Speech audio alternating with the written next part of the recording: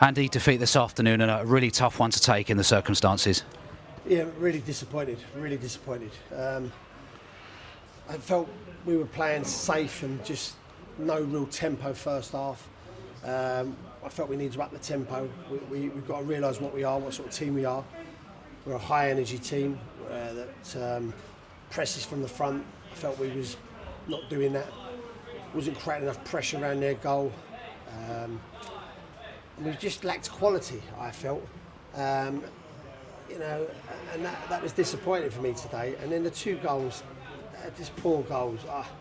You know, I've got to say they're poor goals. I haven't looked at them closely in detail, but my mind tells me that they were both poor goals. They weren't really worked goals by Bristol Rovers. That said, they're in our net, so you know, that's probably sounds a bit weird to say that. And then we get back in the game. We have a little 10-minute spell where we're looking a bit more like ourselves, putting the ball in the danger area, attacking things. And then, you know, we get a goal disallowed, which I can't hold it in, Matt. I just can't. An offside for a player that's 2 yards past the front post, nowhere near interfering with play, goalkeeper, anyone, and the guy heads it in at the back post. I'm not going to lean on that decision because it was a bit more than that, but you know, it does kill you a little bit when you throw the kitchen sink at the end of the match, try to get back in it, and you get back in it and you get it snatched away from you. It's disappointing. You talked about the two goals, somewhat against the run of play, but several good chances and good saves from the goalkeeper before that we could have been ahead. Yeah, I always felt second half, you know, we looked a bit better second half. You know, created a bit more pressure around their goal. But, you know, it's like, mate, you know, if you don't put those away, you're going to be susceptible to a counter-attack or a little moment. And they took that moment and they punished us, and they punished us twice. So, you know, it's an uphill battle, 2-0. One that we took on, and I felt we should have at least gone into extra time 2-2 for sure. But really, really tough to take any kind of positives, but a first goal in Bromley colours for Jemima Molu today.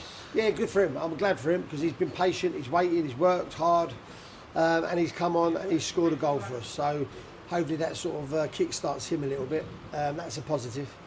You know, it's just a disappointing thing because this FA Cup means everything to me, and I'm really struggling to sort of look at any other positives, really.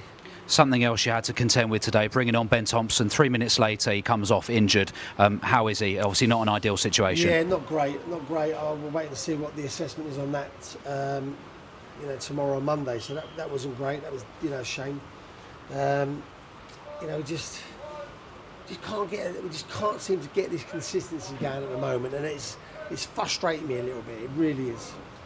All focus now turns to next week, back to the league and Colchester United away in the early kick-off. Yeah, that won't be an easy game. You know, they've been doing okay of late.